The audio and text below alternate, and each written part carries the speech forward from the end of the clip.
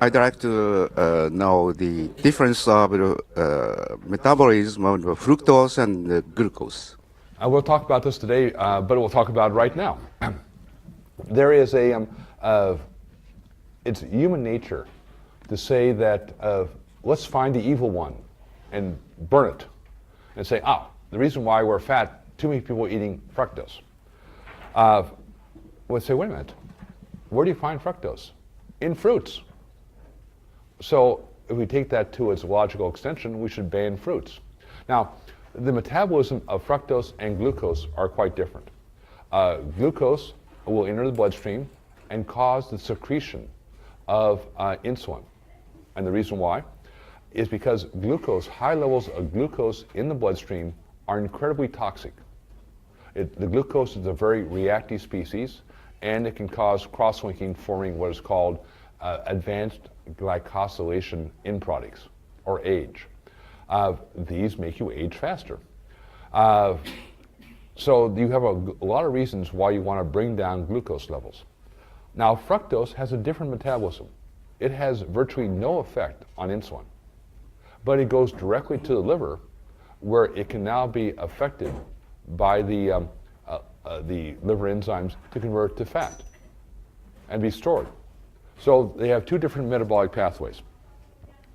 The answer is you don't consume very much of both. That let's say when you have table sugar, it's 1/2 glucose, it's 1/2 fructose.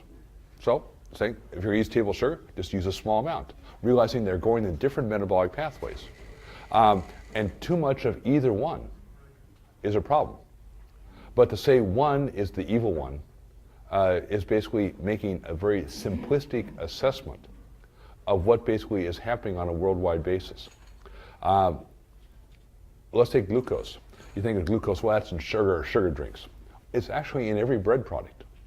Every bread product, every starch, are simply little balls of glucose held together by very, very weak bonds. And those bonds can be broken down in the mouth. And here's a very good experiment. Because you say, we should eat whole wheat bread. I don't care if it's whole wheat bread, Wonder Bread, who knows what. Just take a small piece and also go to the drugstore and buy some of the strips that diabetics use to look for sugar in their urine. That's really the definition of diabetes, that you have so much sugar in the bloodstream, you're trying to urinate it out. And I always wonder at the bravery of the first physician who tasted urine and say, this tastes sugary. But he remains unknown in history. But you can buy these strips, and if you see trace amounts of glucose, they turn bright blue. So just take a small amount of bread, whole wheat bread, white bread, put in your mouth and chew it, and don't swallow it, just chew it.